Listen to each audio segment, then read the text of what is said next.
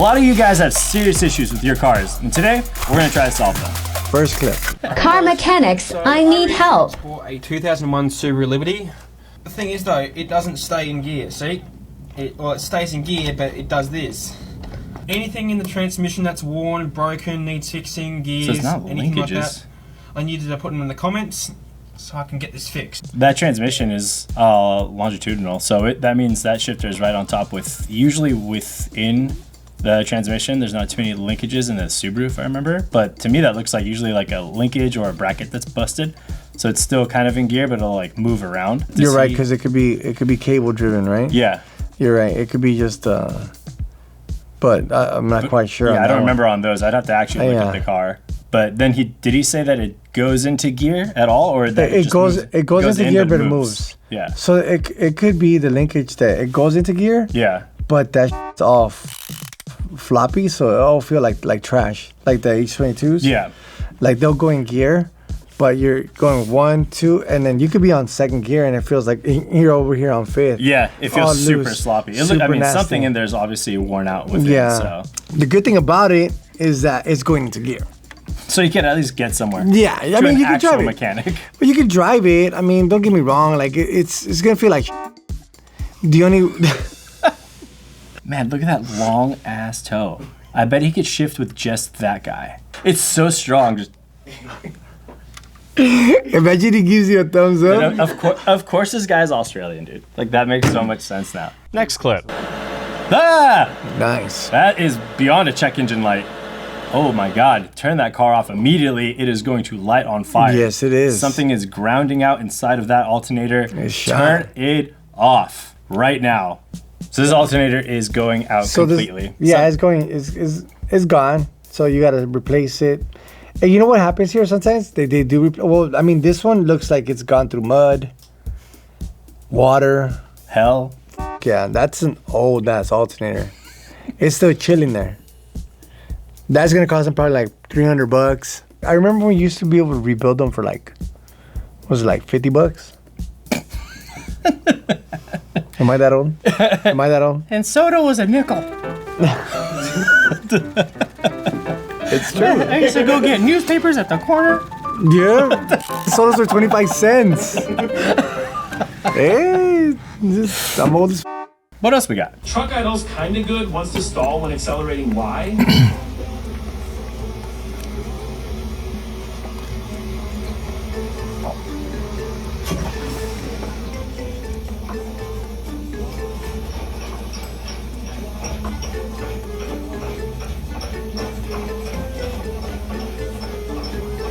I say a vacuum leak.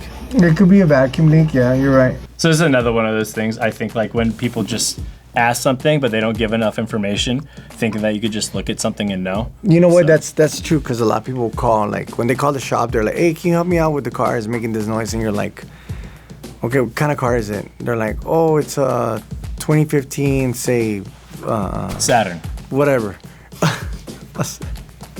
Okay. It could be anything, and I'm like, all right, well, what's the noise it's making? And they make the noise, and I'm like, well,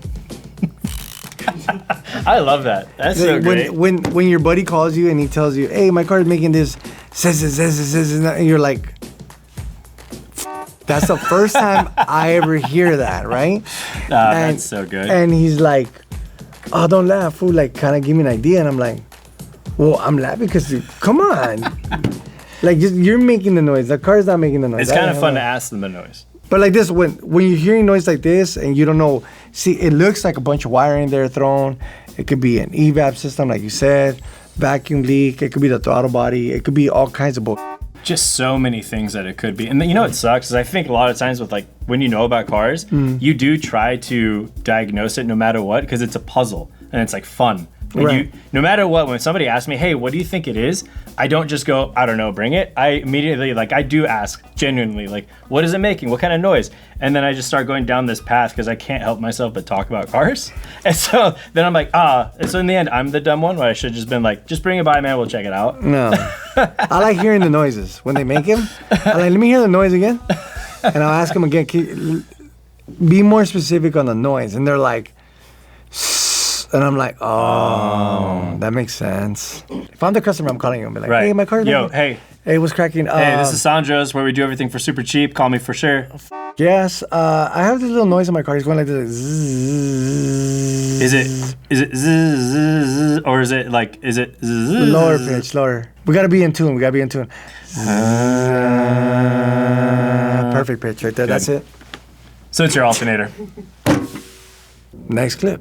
New batteries, new alternator, new starter solenoid, new starter, new neutral safety switch. I just checked the internal pressure sensor, and I even dropped to check and see if I need a new starter twice, and that's not it. She's panicking. Oh, I'm out of ideas. She's switched She's out going down everything. a rabbit hole. Yeah, she's in there. Diesel? Oil level's good.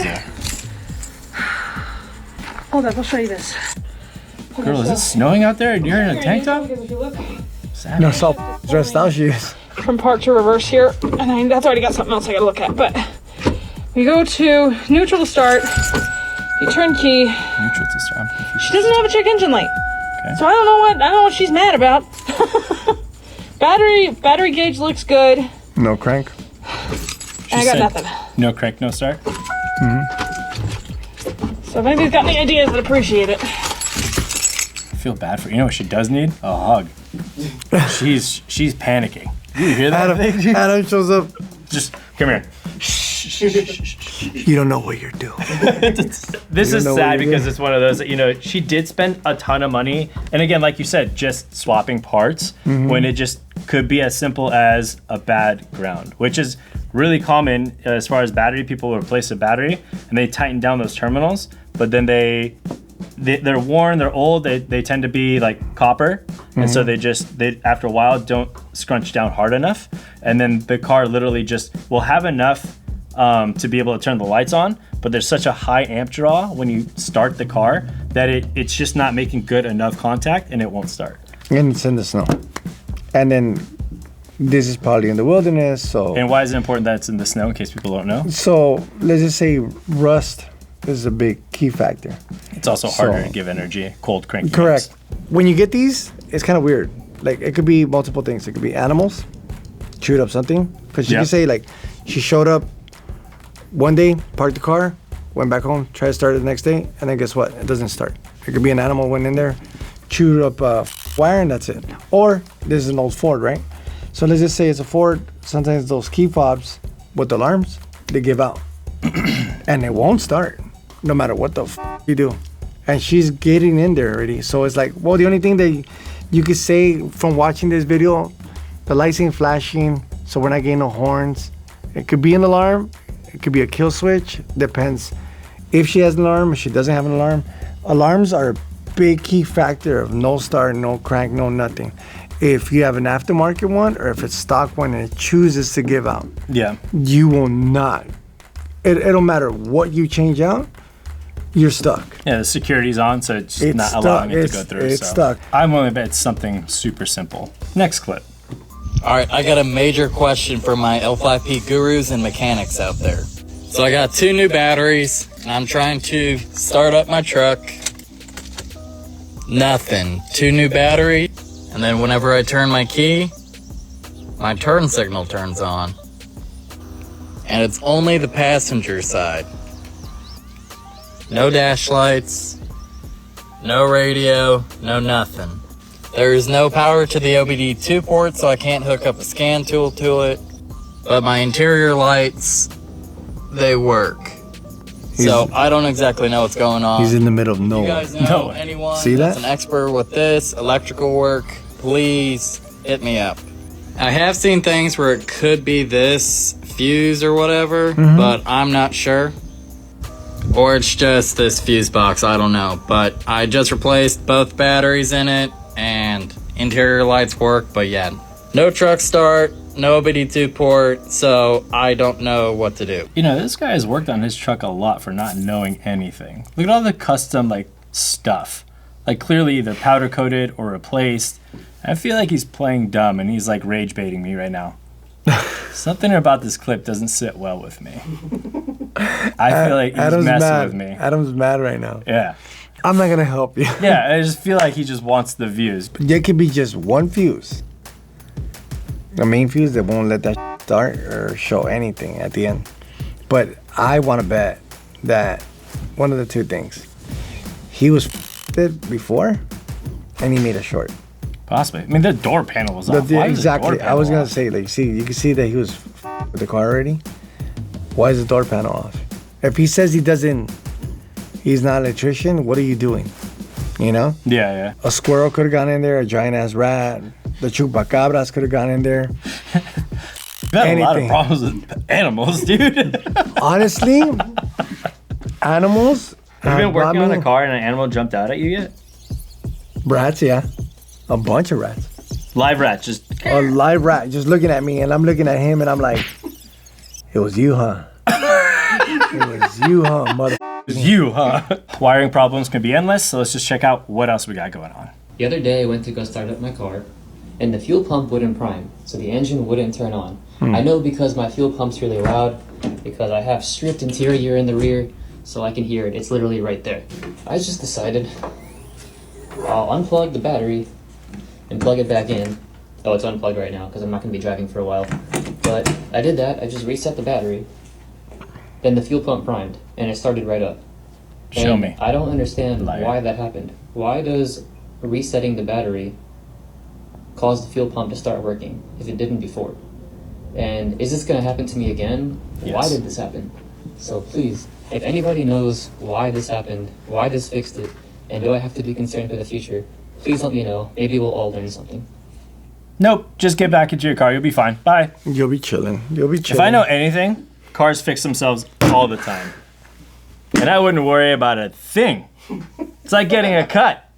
It'll just heal, man. You'll be fine. Like he knew the pump wasn't priming. So that's actually pretty good in the sense of where to start. Right. So just go back and check if it's getting power.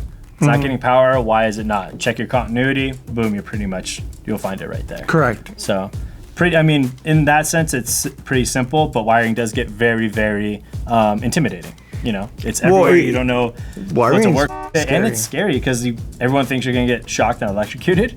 You know, like it's going to be like a Home Alone clip. You're just like, you're going to die. It's just 12 volts. You'll be fine. You try to wire up a compressor, though, at a shop at 220, you'll f yourself up.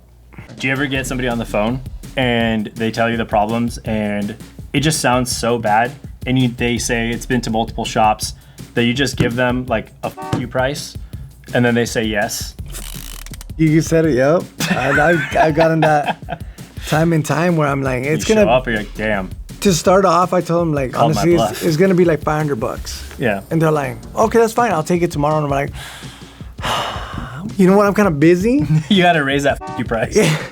I'm like, can you bring it on Monday? Then maybe call me. And they're like, oh, like clockwork. Monday, like, yeah. Can I take it? I'm like, bring that shit. Yes. And there you go. Go to Sandra's. He'll hook you up. No, not. No, next clip.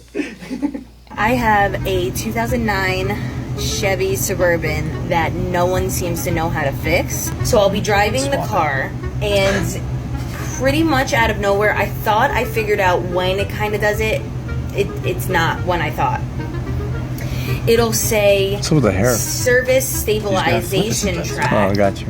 And then sometimes it says something else. I'll look it up. I took pictures. And then it'll say reduced power to the engine and the gas won't work. And it'll just slowly shake till I can get it to the side and turn it off. Then I wait 5 to 10 minutes. Usually when I turn it back on, it's fine, good to go, and it usually doesn't happen again. Sometimes it'll happen 3 times in a day. Sometimes it won't happen for a week straight. It's bizarre, and every time I bring it to the shop, it doesn't happen. Any ideas? Help. No, this sucks when like you can't recreate it. So what I tell people is, unfortunately, like you got to go back into the world and let it happen again. And when it's happening, then record that. Give me that information to see what I can kind of extrapolate from it. Yeah. I mean, that's as close as we're gonna get because sometimes, like at this old shop I used to work at, we had a car for a week, and we just could not get it to recreate the issue. And so it's because they drive it on a daily. They go over the same road. They do whatever the they do. I even tell them, hey, It only does it where? They're like, oh, and when I'm right here on Fig, I'm like, okay, where exactly? Can we go over there and drive it right now? And sometimes it's just the pothole that they hit, the traction control light goes on. I never thought of doing that. I'm like, Just going on a little field trip with them. I go on trips with them. Sometimes I even tell them, what's your get route? some lunch. What's your route? Do you like ice cream? What hill you go through? And they're like, do you go jogging in the morning? Okay, do you take your car there? I'm like, all right, let's go. Let's try this out. You guys hit the gym together? Sometimes, You do the full the morning pumps. routine? All right, pumps. let's get in this car. Can we get some protein shakes? Do some squats. Next clip. So my mechanics, if it's not the AC's door actuator and it's not Freon, what'll make my AC in my car go from cold to regular air and then back to cold and then to regular? Please help. Let me know. It's your Freon. Or I bet her, either she doesn't have enough Freon in there, or her compressor's going out. And when people think they hear the compressor activating and deactivating a lot, then that's a good thing when it's not supposed to go on and off, on and off, on and off. No. It should only basically click on and be on for X amount of time, and then it'll click off, but it shouldn't be like click on, off, on, off, on, off, and it gets actuated with pressure internally. Correct. So that's probably what it is. She's got a leak. If she did change her Freon like she said she did, then she's got to have a leak somewhere, or it was done incorrectly, or she tried to fill it on the wrong side, because there's a high side and a low side, and so sometimes people try to fill it on the incorrect side, and it doesn't go in correctly. So you're a legend. Can't even add anything to that. That's like he just solved. He's had AC problems. Yeah, man. He's had AC problems. Way too many. He already gave you the answer for everything. At one point, I was like, lay it down. Lay it down. I don't get better than that. I mean, there's other things that could be wrong, but I think that's what's wrong. I think so, too. There could be mice in there. There could be rats. There could you be know what? I always say, where do you live? I see a bunch of green in the back. Next clip. I really hope this makes it over to Car Talk or Mechanic Talk or wherever. But long story short, my car is having some problems. It's been kind of having them for about the last month or two. Basically what it's doing is when I'm accelerating or when I'm braking, it's kind of going like I don't know how else to explain it. It's like sputtering. Or I've noticed even when I'm stopped, like completely stop, it'll kind of hold and then it'll sputter a little and stop and then sputter a little, and it just keeps doing that. I am gonna take it in, but I just need to know if this is something I can drive on or not. And also let me know what you think it might be, so maybe I can give the mechanic some guidance as they look at it. So that would be great, thank you. She's gonna ask the internet to give the mechanic guidance. Can we just we stew on that for a little? Also, 2 months driving around with an issue is diabolical. Get that handled. First thing you gotta tell the mechanic is what car you're talking about. Anything. And it was Let's start with that. I thought that was like maybe like the brakes or something, but then it's all over the place. You gotta at least leave the car for a little bit so I could figure it out, because you're making noise to the phone or you're making noise to the video. That doesn't. You say it sounds like the brakes, and then when she stops, it's making a. It could be. It could be anything. At this point, anything. Yeah, like it could be the motor. It could be the air conditioning. It could just be some traction control thing clicking on and off. It could be her radio just making an actual noise. That what you said right there. It could be all kinds of stuff. Bring it in. Bring it in. Jesus Christ. And then I noticed the customer was a rat in disguise. It was a rat calling me? I got you. I got you. All right, you want to see even more car problems? Click here, there, Adam. It was fun doing this video with Thanks, you. brother. See you soon. See you later. Deuces. Bye.